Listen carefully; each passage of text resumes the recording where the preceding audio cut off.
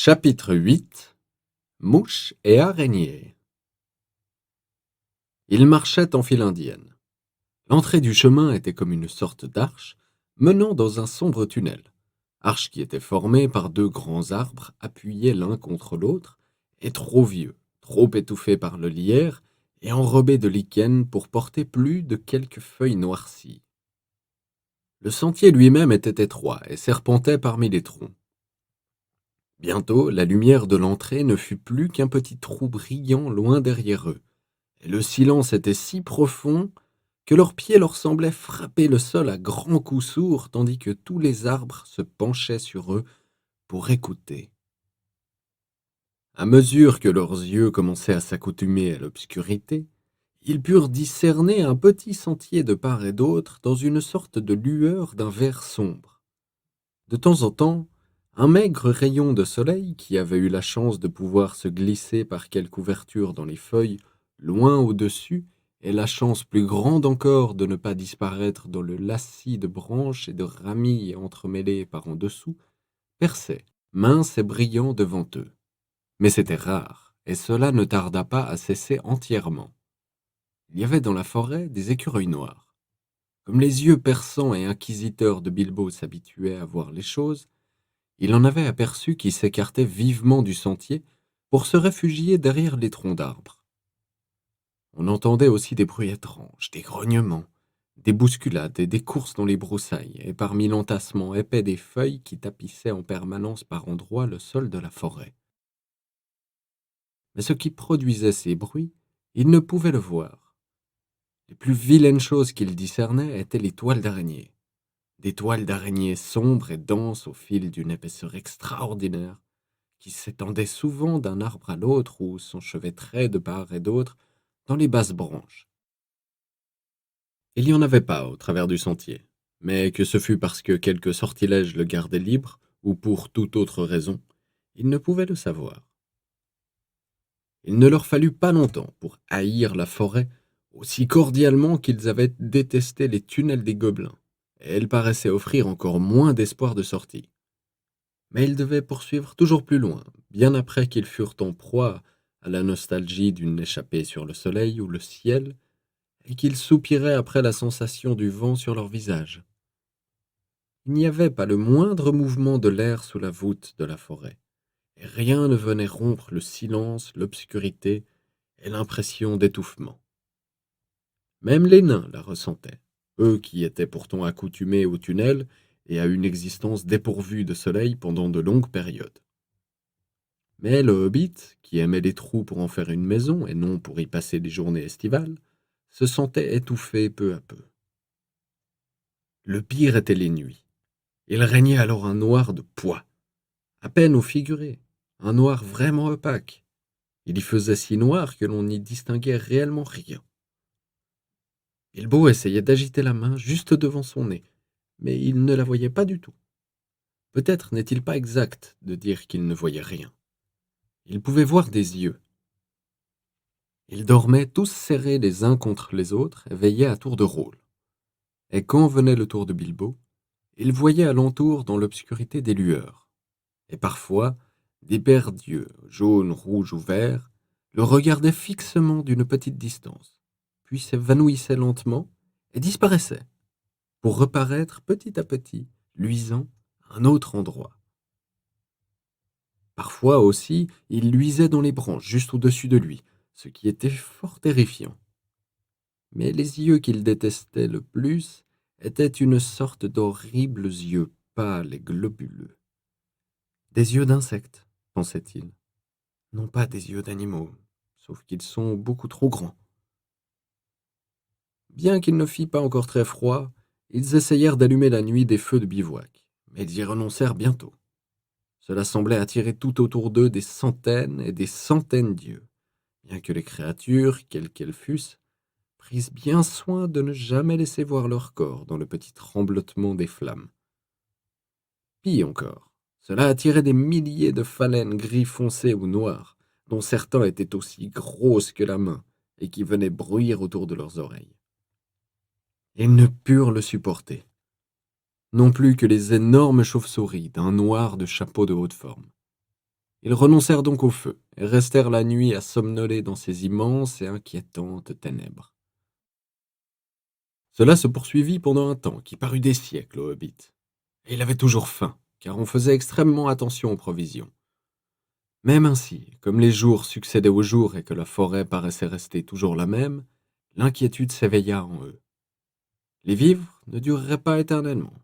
Ils commençaient en fait à se raréfier.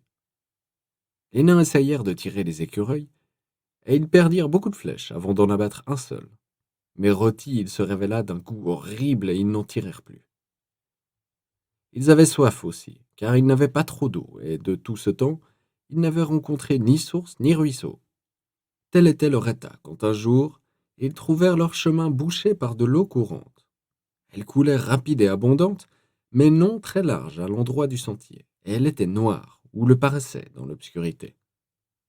Il était heureux que Béorn les eût prévenus contre elle, sans quoi ils eussent bu en dépit de sa couleur, et eussent rempli à ses rives quelques-unes de leurs outres vides. Mais les choses étant ce qu'elles étaient, ils ne pensèrent qu'à la manière de traverser sans se mouiller. Il avait existé un pont de bois, mais pourri, il s'était écroulé, et il ne restait plus que les piles brisées près de la rive.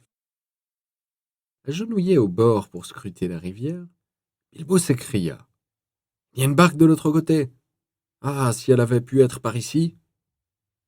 À quelle distance croyez-vous qu'elle se trouve demanda Thorin, car il savait à présent que, de tous, c'était Bilbo qui avait les yeux les plus perçants. Elle n'est pas loin du tout, pas plus de 12 mètres, je pense. 12 mètres. J'aurais cru que cela faisait au moins 30. Mais mes yeux n'y voient plus aussi bien qu'il y a une centaine d'années. Quoi qu'il en soit, 12 mètres, ça ne vaut pas mieux qu'un 1000. On ne peut pas les franchir d'un bond, et nous n'osons pas essayer de passer à gué ou de nager. Un de vous peut-il lancer une corde? À quoi bon? La barque est certainement attachée, même si nous pouvions l'accrocher, ce dont je doute. Je ne crois pas qu'elle le soit, dit Bilbo. Quoique, évidemment, je ne puisse en être sûr à cette lumière. Mais il me semble qu'elle vient d'être montée sur la rive, qui est basse juste à cet endroit, où le sentier descend jusque dans l'eau. Dori est le plus fort, mais Fili est le plus jeune, et c'est encore lui qui a la meilleure vue, dit Thorin. Viens ici, Fili, et vois donc si tu peux attraper la barque dont parle Monsieur Saquet. Fili pensa le pouvoir, et quand il le regardait longuement pour se faire une idée de la direction, les autres lui apportèrent une corde. Ils en avaient plusieurs, et à l'extrémité de la plus longue, ils fixèrent l'un des grands crochets de fer qui leur avaient servi à accrocher leurs paquets aux courroies passées sur leurs épaules. Fili le prit dans sa main, le balança un moment, puis le lança par-dessus la rivière. Plouf! Et il tomba dans l'eau. Pas assez loin, dit Bilbo qui scrutait plus en avant. 2 pieds de plus et vous auriez eu le bateau. Essayez de nouveau. Je ne pense pas que le charme soit assez fort pour vous faire du mal si vous ne touchez qu'un petit bout de corde mouillée. Fili ramassa le crochet quand il l'eut ramené, mais non sans quelques difficultés quand même. Cette fois, il le lança avec plus de vigueur. Du calme, s'écria Bilbo. Vous l'avez lancé jusque dans le bois de l'autre côté maintenant. Tirez-le doucement. Fili tira doucement sur la corde et peu après, Bilbo dit Attention, il est sur la barque. Espérons que le crochet va mordre. Il mordit. La corde se tendit et Fili tira, en vain. Kili vint à son aide, puis Oin et Gloin. Ils tirèrent, et soudain tombèrent tous sur le dos. Bilbo était aux aguets toutefois. Il attrapa la corde et avec un bâton, il tint à distance la petite barque noire qui arrivait impétueusement. À l'aide! Cria-t-il. Et Balin arriva juste à temps pour saisir l'embarcation avant qu'elle ne partît, entraînée par le courant.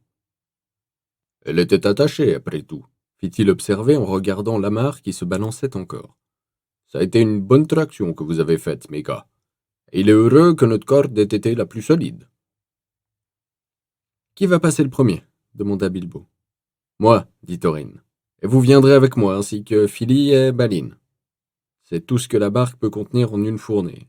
Après, ce sera Kili, Oin, Gloin et Dorin. Ensuite, Ori et Nori, Bifur et Bofur. Et enfin, Dwalin et Bombur. C'est toujours moi le dernier, je n'aime pas ça, dit Bombur. Que ce soit à quelqu'un d'autre aujourd'hui. Tu ne devrais pas être aussi gros. Tel que tu es, il faut que tu sois le dernier, le plus léger chargement. Ne commence pas à récriminer contre les ordres, sans quoi il t'arrivera quelque chose de désagréable. Il n'y a pas de rame. Comment va-t-on renvoyer la barque de l'autre côté demanda le hobbit. Donnez-moi une autre longueur de corde et un autre crochet, dit Philly. Et quand on les lui eut préparés, il les lança dans les ténèbres devant lui, aussi haut qu'il le pouvait. Le crochet n'étant pas retombé, ils virent qu'il avait dû s'accrocher dans les branches. Attrapez-le maintenant, dit Philly, et que l'un de vous tire sur la corde qui est accrochée à un arbre de l'autre côté. Il faut qu'un des autres ne lâche pas le premier crochet dont nous nous sommes servis, et quand nous serons bien arrivés sur l'autre bord, il n'aura qu'à le fixer et vous pourrez ramener la barque en la halant. Par ce moyen, ils se trouvèrent bientôt tous sains et saufs de l'autre côté de la rivière enchantée. Dwalin venait d'escalader le bord et de se laisser glisser à terre, le rouleau de corde au bras, quand il se produisit quelque chose de fâcheux. Le bruit de sabots rapides se fit entendre dans le sentier qui se trouvait devant eux. De l'obscurité déboucha soudain la forme d'un cerf en pleine course. Il chargea droit sur les nains et les renversa comme des quilles, puis prit son élan pour un saut. Il s'éleva haut et franchit la rivière d'un seul bond puissant. Mais il n'atteignit pas sauf l'autre bord. Thorin était le seul à avoir conservé son équilibre et sa présence d'esprit. Dès qu'ils avaient abordé, il avait bandé son arc et y avait placé une flèche pour le cas où seraient apparus quelques gardiens cachés du bateau. Il décocha alors un coup sûr et rapide sur la bête bondissante. En arrivant sur l'autre rive, elle trébucha.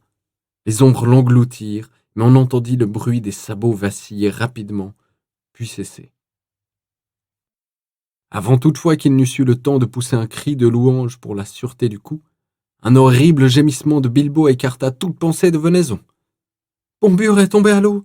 Bombur se noie !» criait-il. Ce n'était que trop vrai. Bombur n'avait posé qu'un pied à terre quand la bête avait fondu sur lui et avait bondi. Il avait chancelé, rejetant la barque de la rive, puis il avait basculé dans l'eau noire, et les racines limoneuses du bord avaient glissé entre ses doigts, tandis que la barque partait en pivotant lentement et disparaissait. En accourant sur la rive, ils virent encore le capuchon au-dessus de l'eau. Ils lancèrent vivement dans sa direction une corde munie d'un crochet. Sa main s'en saisit et ils le tirèrent à terre. Il était trempé des cheveux aux bottes, bien sûr, mais ce n'était pas le pire. Quand ils l'étendirent sur le sol, il était déjà plongé dans un profond sommeil, avec une main si fortement serrée sur la corde qu'ils ne purent lui faire lâcher prise, et il demeura dans cet état, en dépit de tous leurs efforts. Ils étaient encore penchés sur lui, maudissant leur malchance et la maladresse de Bombur, et pleurant la perte de l'embarcation qui les mettait dans l'impossibilité d'aller chercher le cerf, quand ils perçurent le faible bruit de cors et de chiens qui aboyaient au loin dans la forêt. Ils furent alors tous frappés de mutisme, et comme ils restaient là, silencieux, il leur sembla entendre la rumeur d'une grande chasse qui passait au nord du sentier, bien qu'ils n'en vissent aucun signe. Ils demeurèrent un long moment sans oser bouger. Bombur dormait, un sourire sur sa large face, comme s'il ne se souciait plus aucunement de toutes les anxiétés qui les assaillaient. Soudain, parurent sur le sentier en face d'eux des cervidés blancs, une biche et des faons aussi blancs que le cerf précédent étaient noirs. Ils luisaient dans l'obscurité. Avant que Thorin eût le temps de crier, 3 des nains s'étaient dressés et avaient tiré des flèches. Aucune ne parut avoir atteint son but. Les cerfs firent volte-face et disparurent parmi les arbres aussi silencieusement qu'ils étaient venus. Et ce fut en vain que les nains les poursuivirent de leurs flèches. « Arrêtez! Arrêtez » cria Thorin. Mais il était trop tard. Les nains excités avaient tiré leurs dernières flèches, et maintenant les arcs fournis par Béorn n'étaient plus bons à rien. Leur groupe fut assez sombre ce soir-là, et cet assombrissement ne fit que s'accentuer au cours des jours suivants. Ils avaient passé la rivière enchantée, mais au-delà, le sentier paraissait se poursuivre tout comme avant, et ils ne voyaient aucun changement dans la forêt. Pourtant, s'ils en avaient su plus long à ce sujet et s'ils avaient considéré la signification de la chasse et des cerfs blancs, ils auraient su qu'ils approchaient enfin de l'orée orientale, et ils n'auraient pas tardé à arriver, pour peu qu'ils eussent pu maintenir leur courage et leurs espoirs, à des arbres plus clairsemés et à des lieux où le soleil perçait de nouveau. Mais cela, ils l'ignoraient, et ils étaient chargés du lourd corps de Bombure qu'ils étaient obligés de porter de leur mieux, assumant cette tâche ingrate par quatre à tour de rôle, tandis que les autres se partageaient leur paquet. Si ces derniers n'étaient devenus que trop légers au cours des derniers jours, les nains n'auraient jamais pu s'en tirer. Mais un Bombure endormi et souriant n'était qu'une piètre compensation de colis pleins de vivres, quelque lourds qu'ils fussent. Après peu de jours, vint le moment où il n'y eut pratiquement plus rien à manger ni à boire. Il ne voyait pousser dans la forêt aucune nourriture saine. Il n'y avait là que des champignons vénéneux et des herbes aux feuilles pâles et à l'odeur nauséabonde. À environ 4 jours de la rivière Enchantée, ils arrivèrent à une partie de la forêt dont la plupart des arbres étaient des hêtres. Ils furent tout d'abord enclins à se réjouir du changement, car il n'y avait pas de broussailles et l'ombre n'était plus aussi épaisse. Une lumière verte s'étendait autour d'eux, et par endroits ils pouvaient voir à quelque distance de part et d'autre du sentier. La lumière ne leur révélait toutefois que des rangées sans fin de troncs gris et droits, tels les piliers de quelque immense salle crépusculaire. Il y avait un souffle d'air et un susurrement de vent, mais le son en était triste. Quelques feuilles descendirent en bruissant pour leur rappeler qu'au dehors, l'automne approchait. Leurs pieds agitaient les feuilles mortes d'innombrables automnes passés, lesquelles descendaient des profonds tapis rouges de la forêt le long des bords du sentier. Bombure dormait toujours, et ils étaient très las. Par moments, ils entendaient un rire inquiétant. Parfois, il y avait aussi un chant au loin. Le rire était celui de voix agréables, non pas de gobelins, et le chant était beau. Mais il avait un son étrange et surnaturel. Ils n'en étaient pas réconfortés et mettaient toute la force qu'il leur restait à presser le pas pour sortir de ces endroits-là. 2 jours plus tard, ils virent que leur chemin descendait, et avant peu, ils se trouvèrent dans une grande vallée, presque entièrement occupée par un grand bois de chênes. Cette maudite forêt n'aura-t-elle donc jamais de fin s'écria Taurine. Il faut que quelqu'un grimpe à un arbre et voie s'il peut passer la tête au-dessus des cimes pour regarder alentour. La seule solution est de choisir le plus élevé des arbres qui surplombent le chemin. Quelqu'un signifiait Bilbo, naturellement. Ils le choisirent du fait que, pour être de la moindre utilité, le grimpeur devait pouvoir passer la tête par-dessus les feuilles les plus élevées. Il lui fallait donc être assez léger pour que les branches les plus hautes et les plus ténues le supportassent. Le pauvre monsieur Saquet n'avait jamais beaucoup pratiqué l'escalade des arbres, mais ils le hissèrent dans les basses branches d'un énorme chêne qui s'élevait juste au-dessus du chemin, et il dut continuer à grimper de son mieux. Il se fraya un chemin au travers des ramilles emmêlées, non sans recevoir maints coups dans les yeux. Il était tout verdi et sali par la vieille écorce des plus grandes branches. Plus d'une fois, il glissa et ne se rattrapa que de justesse. Mais enfin, après un terrible effort dans un passage difficile où il semblait n'y avoir aucune branche accessible du tout, il arriva près du sommet. Durant toute l'ascension, il se demandait s'il y avait dans l'arbre des araignées et comment il allait pouvoir redescendre, autrement que par la chute. Finalement, il passa la tête au-dessus de la voûte des feuilles. Et alors, il trouva bien des araignées, mais ce n'étaient que de petites araignées, d'une taille ordinaire, et elles s'occupaient des papillons. Bilbo fut presque aveuglé par la lumière. Il entendait les nains l'appeler de très loin en dessous, mais il était incapable de répondre. Il ne pouvait que tenir bon et cligner des yeux. Le soleil brillait avec éclat, et il lui fallut un bon moment pour le supporter. Quand il parvint à rouvrir les yeux, il vit autour de lui comme une mer vert sombre, ondulant de ci de là sous la brise. Il y avait partout des centaines de papillons. Je suppose que c'était une sorte de mars pourpre, ce papillon qui recherche les cimes des forêts de chênes, mais ceux-ci n'étaient pas pourpres du tout. Ils étaient d'un noir profond et velouté sans aucun dessin visible. Bilbo observa longuement les mars pourpres, et il jouit de la sensation de la brise dans ses cheveux et sur son visage. Mais les cris des nains qui, tout en bas, trépignaient tout simplement d'impatience, le rappelèrent à sa véritable affaire. Il n'en fut pas plus avancé. Il eut beau scruter de tous côtés, et il ne vit aucune fin aux arbres et aux feuilles en quelque direction que ce fût. Son cœur, qui avait été tout réjoui par la vue du soleil et par la sensation du vent, se serra. Il n'y avait en bas aucune nourriture vers laquelle se diriger. En fait, je vous l'ai dit, il n'était plus très éloigné de l'orée de la forêt, et si Bilbo avait eu le bon sens de le voir, l'arbre auquel il avait grimpé, bien que très haut en soi, se dressait près du fond d'une large vallée, de sorte que, de son fait, les arbres paraissaient s'élever tout autour comme les bords d'une vaste cuvette, et il ne pouvait espérer voir jusqu'où s'étendait la forêt. Mais cela, il ne s'en rendit pas compte, et il redescendit, empli de désespoir. Il arriva enfin au bas, tout égratigné, en nage, malheureux, et incapable de rien voir dans l'obscurité. Son compte-rendu laissa les autres aussi malheureux que lui-même. La forêt continue sans fin, sans fin, sans fin, dans toutes les directions.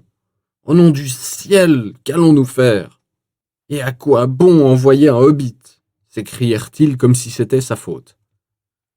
Il se moquait pas mal des papillons, et ils ne furent que plus irrités quand il leur parla de la délicieuse brise que leur lourdeur les empêchait d'aller goûter là-haut. Ce soir-là, ils mangèrent leur dernière bribe et miettes, et le lendemain matin, au réveil, la première chose qu'ils remarquèrent, ce fut qu'ils avaient encore une faim tenaillante.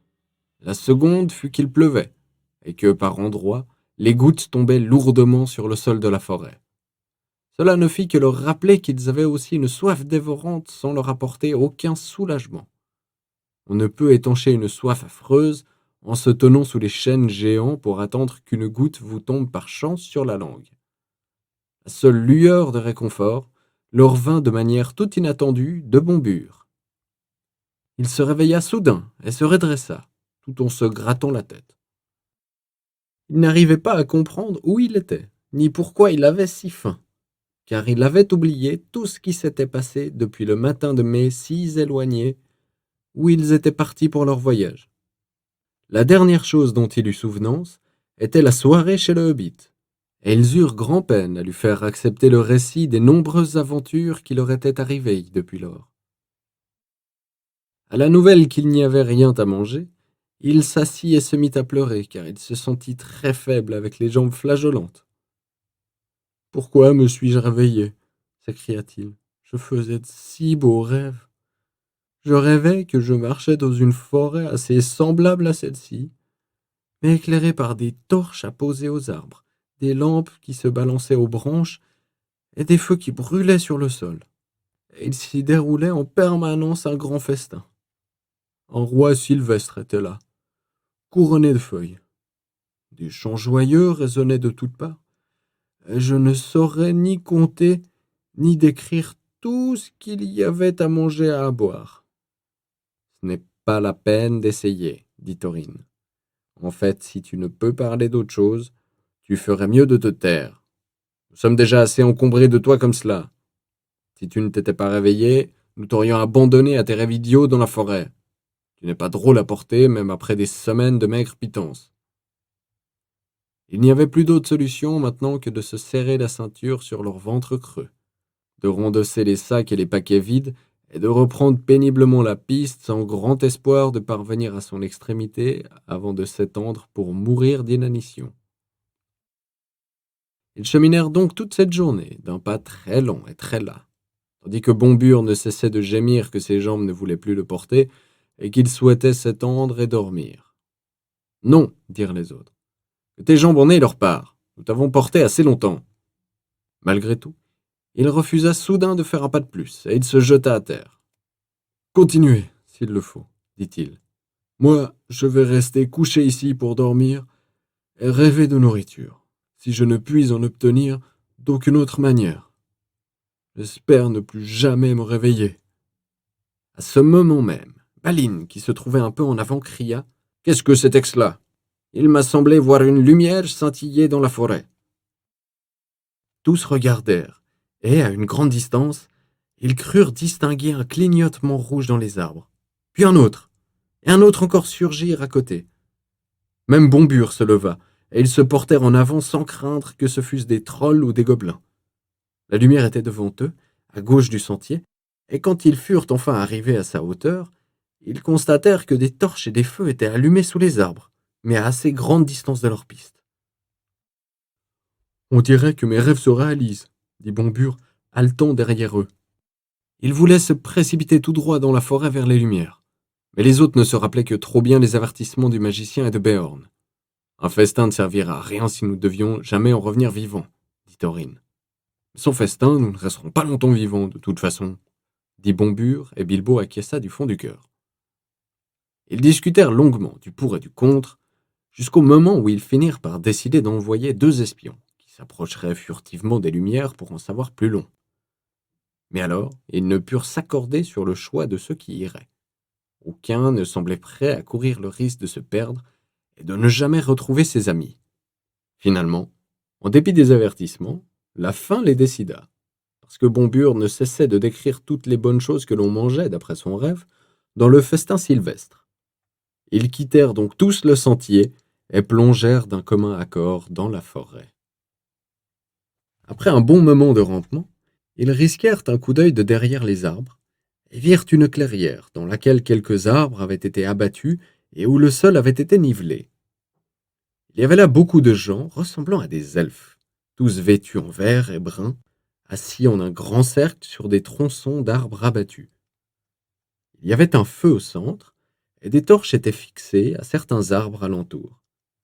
Mais le plus beau du spectacle était qu'ils mangeaient et buvaient en riant joyeusement. L'odeur des viandes rôties était si enchanteresse que, sans prendre le temps de se consulter, tous se levèrent et se précipitèrent vers le cercle avec la seule idée de mendier un peu de nourriture. À peine le premier avait-il posé le pied dans la clairière que toutes les lumières s'éteignirent comme par magie. Quelqu'un donna un coup de pied dans le feu, qui s'éleva en fusée d'étincelles scintillantes et s'évanouit. Ils se trouvèrent perdus dans une obscurité totale, et ils ne purent se retrouver mutuellement, pendant un long moment en tout cas.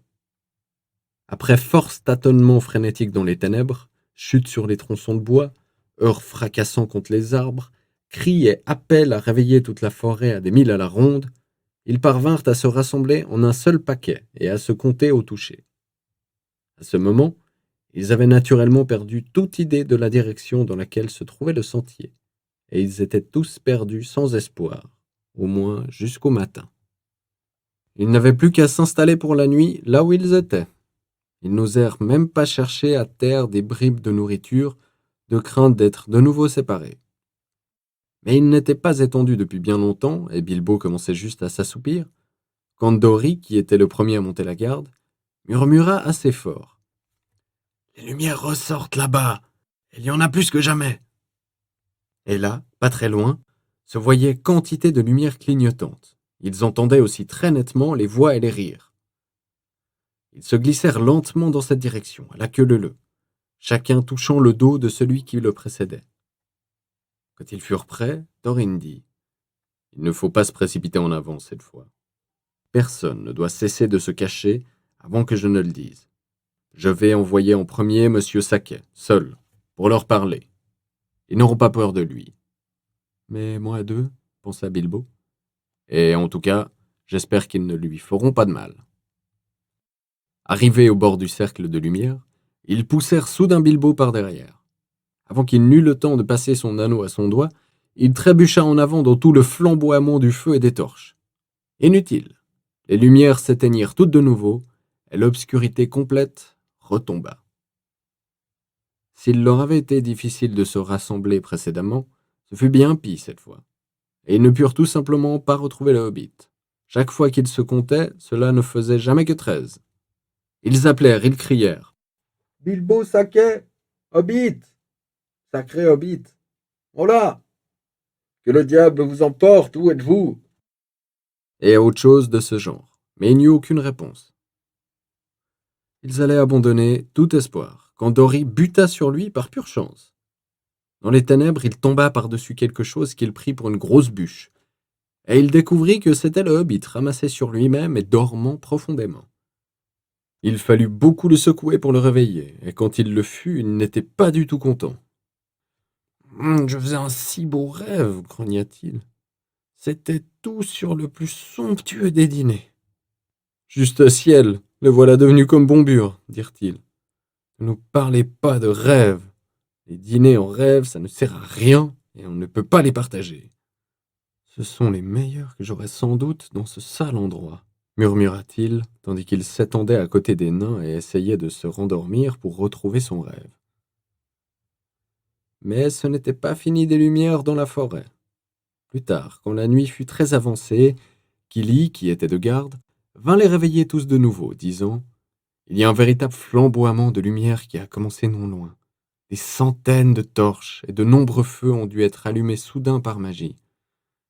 Écoutez le chant et les harpes. » Après être restés un moment couchés à écouter, ils s'aperçurent qu'ils ne pouvaient rester au désir d'approcher et de tenter une fois encore d'obtenir de l'aide. Les voilà donc debout, et cette fois, le résultat fut désastreux. Le festin qu'ils virent alors était plus grand et plus magnifique qu'auparavant, et à la tête d'une longue rangée de convives siégeait un roi sylvestre, qui portait une couronne de feuilles sur sa chevelure dorée et ressemblait fort au personnage que Bombure avait décrit d'après son rêve. Les elfes se passaient des coupes de main en main et par-dessus les feux.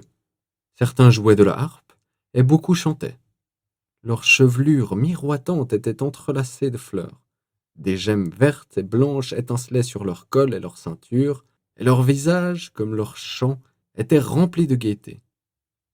Sonores, clairs et beaux étaient ces chants, et Thorin s'avança parmi les banqueteurs.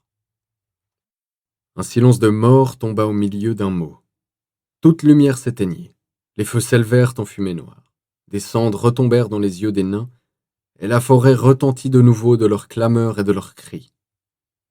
Bilbo se trouva en train de courir en rond, à ce qu'il pensa, et d'appeler sans relâche « Tori, Nori, Ori, Oin, Gloin, Fili, Kili, Bombure, Bifur, Bofur, Dwalin, Balin, Thorin et Cutchen », tandis que des gens qu'il ne pouvait ni voir ni toucher faisaient de même tout autour de lui, avec de temps à autre un « Bilbo » additionnel.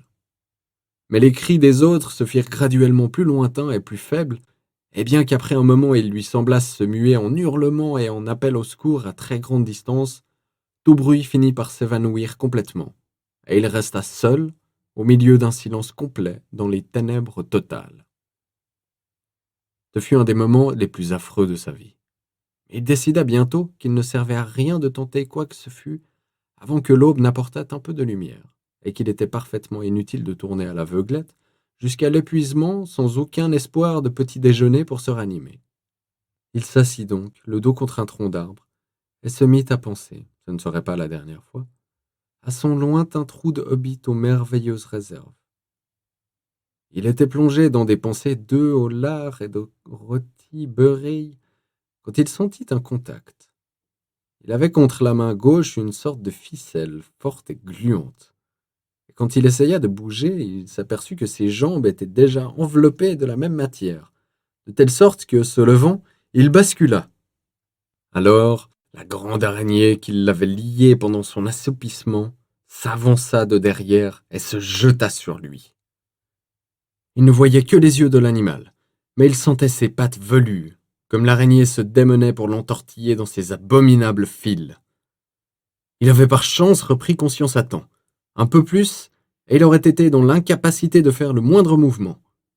Même ainsi, il dut lutter désespérément pour se libérer.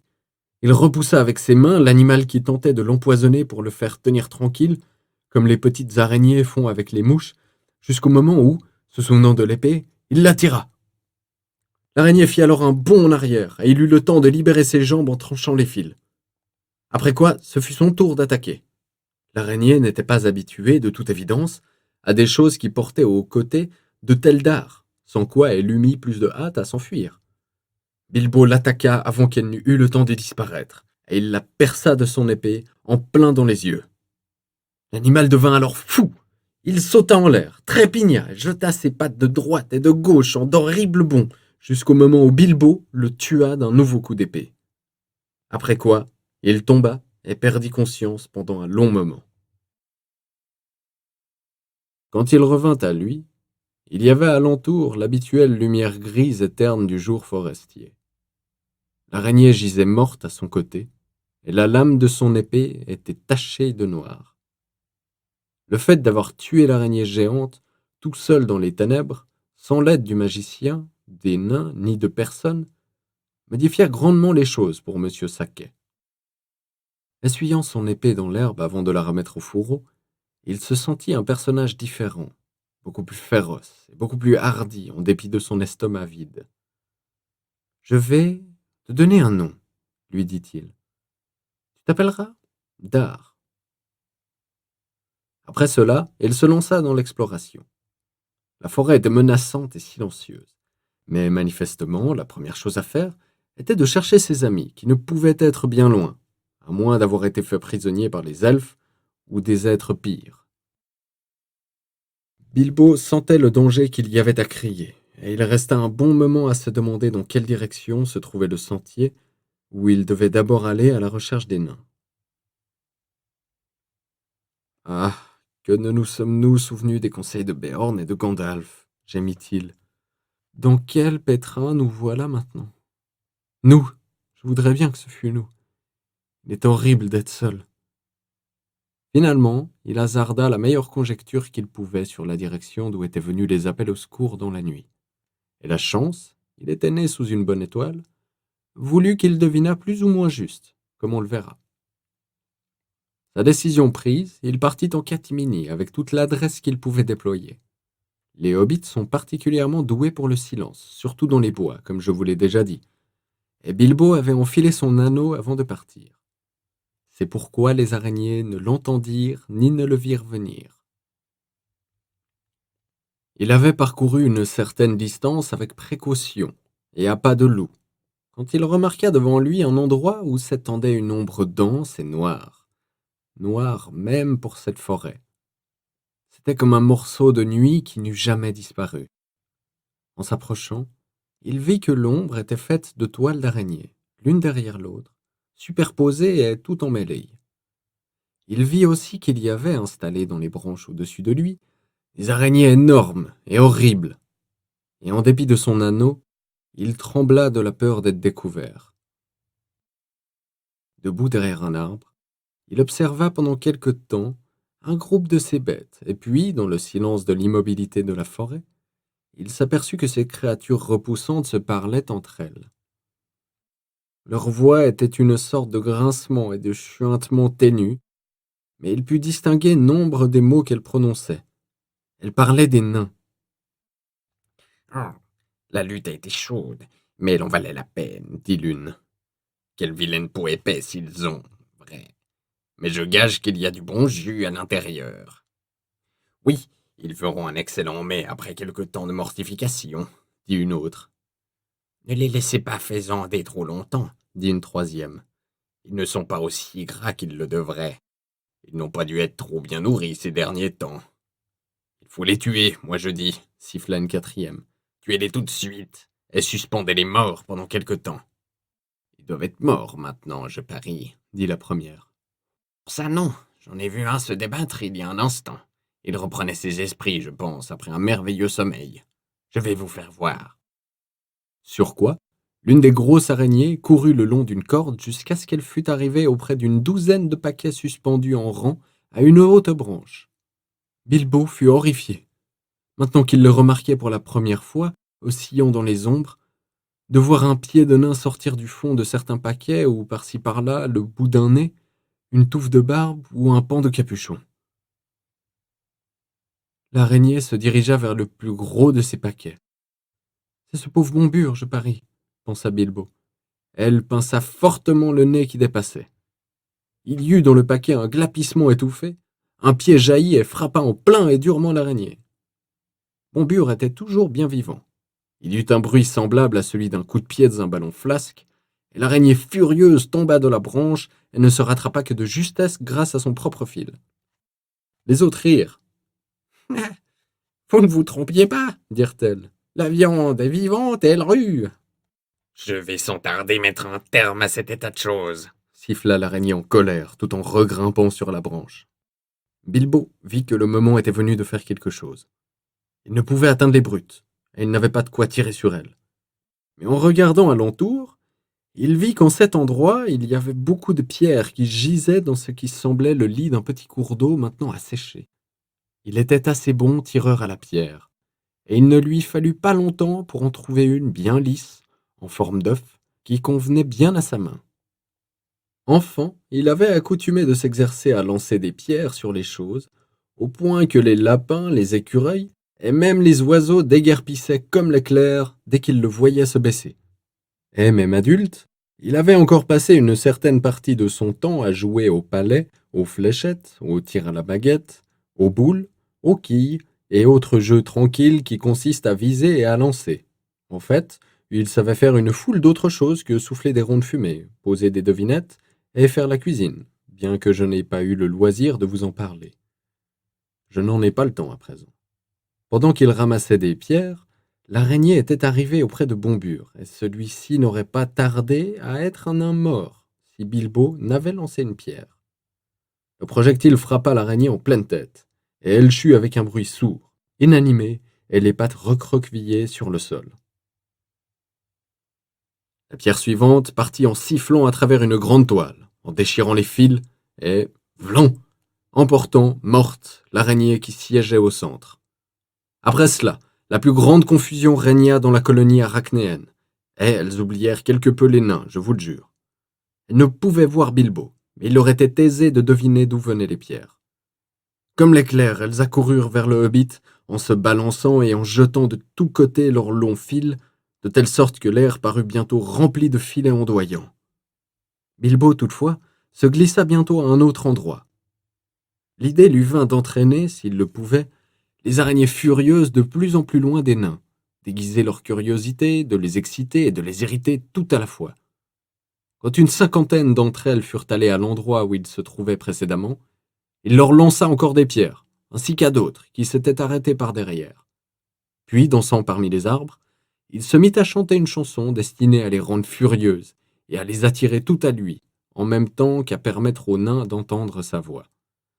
Voici ce qu'il chanta.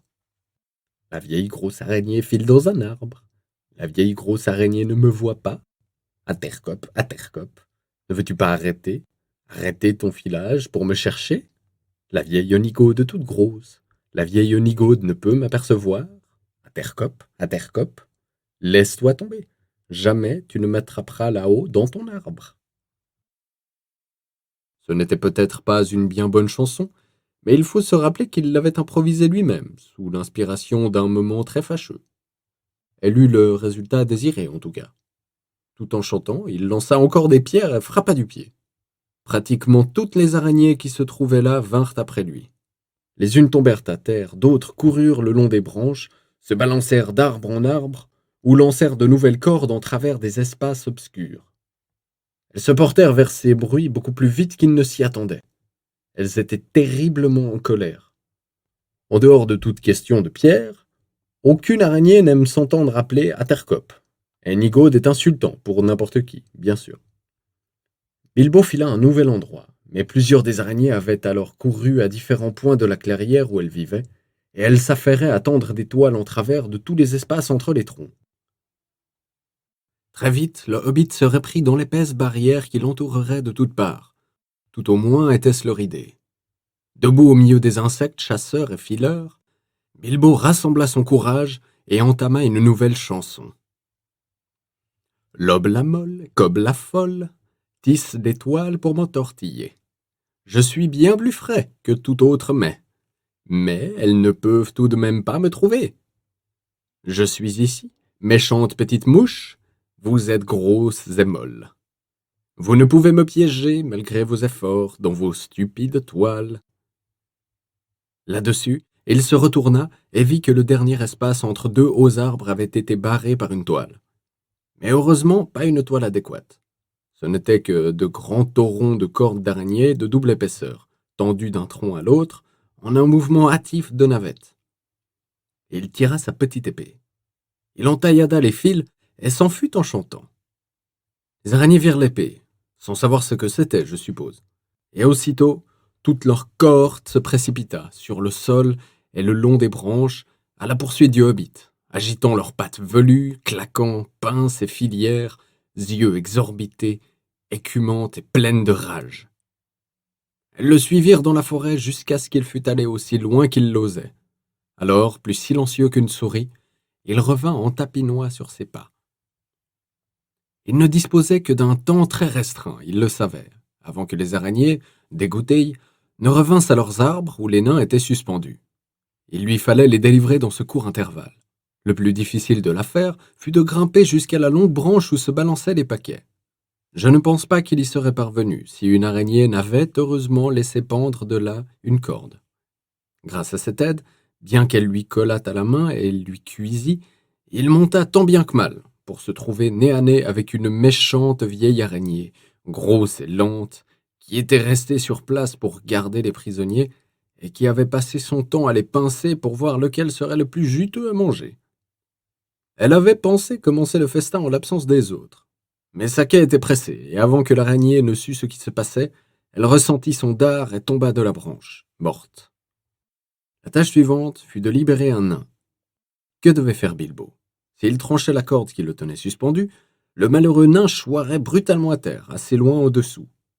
Se faufilant le long de la branche, ce qui fit danser et brinque-baller tous les pauvres nains comme des fruits mûrs, il atteignit le premier paquet. « C'est Fili ou Kili ?» pensa-t-il à la vue de la pointe d'un capuchon bleu qui dépassait au sommet. « Plus probablement Fili », se dit-il d'après le bout d'un long nez qui pointait à travers les fils entortillés. Il parvint, en se penchant, à couper la plupart des gros fils gluants qui liaient le nain comme un saucisson, et alors, avec un coup de pied et quelques efforts, surgit effectivement Fili. Je dois dire que Bilbo ne put se retenir de rire à la vue du nain secouant par saccades ses bras et ses aisselles, tout entortillé, le nez seul pointant au dehors pour lui permettre de respirer. Il lui fallut une éternité pour se débarrasser les yeux et les sourcils de l'infecte substance. Il dut en couper la plus grande partie. Enfin, à eux deux, ils se mirent en devoir de hisser les nains l'un après l'autre et de les libérer en taillant dans leur cocon.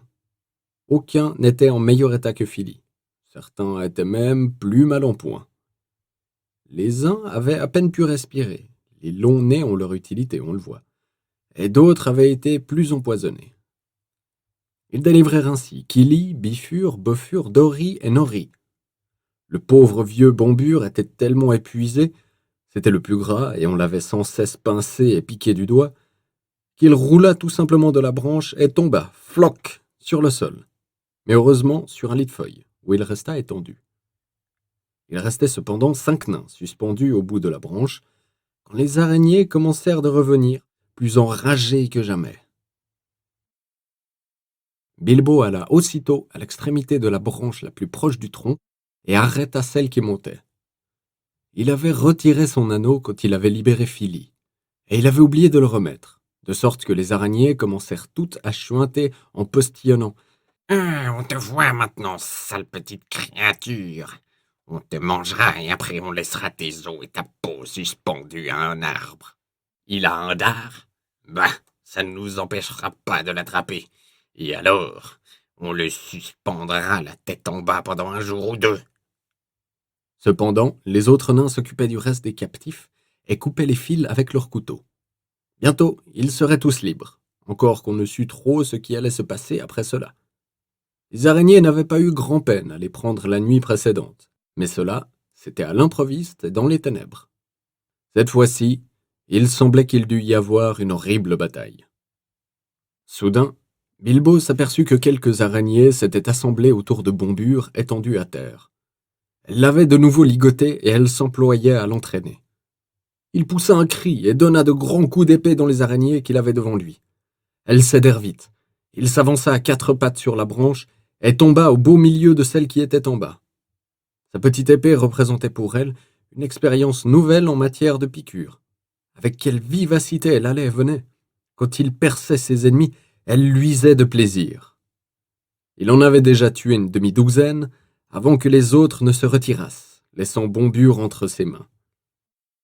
« Descendez, descendez !» cria-t-il aux nains qui étaient dans les branches. « Ne restez pas là-haut pour vous faire prendre au filet !» Il voyait en effet des araignées grimper à tous les arbres environnants et ramper le long des branches au-dessus de la tête des nains. Ceux-ci descendirent en jouant des pieds et des mains, sautant ou dégringolant, à 11 en un tas, la plupart fort chancelants et de peu d'efficacité sur leurs jambes. Mais ils étaient finalement là, tous les 12, en comptant le pauvre vieux Bombure, soutenu de part et d'autre par son cousin Bifur et son frère Bofur. Bilbo, lui, dansait de tous les côtés en brandissant son dard, et des centaines d'araignées en colère le regardaient en roulant des yeux, tout alentour et au-dessus. La situation semblait assez désespérée. Alors commença la bataille. Certains des nains avaient des couteaux, d'autres des bâtons, et tous des pierres à leur disposition. Quant à Bilbo, il avait son poignard d'elfe. Maintes et maintes fois, les araignées furent repoussées, et beaucoup furent tués, mais cela ne pouvait durer longtemps. Bilbo était presque épuisé. 4 des nains seulement étaient capables de tenir fermement sur leurs jambes, et ils n'allaient pas tarder à être tous maîtrisés comme des mouches fatiguées.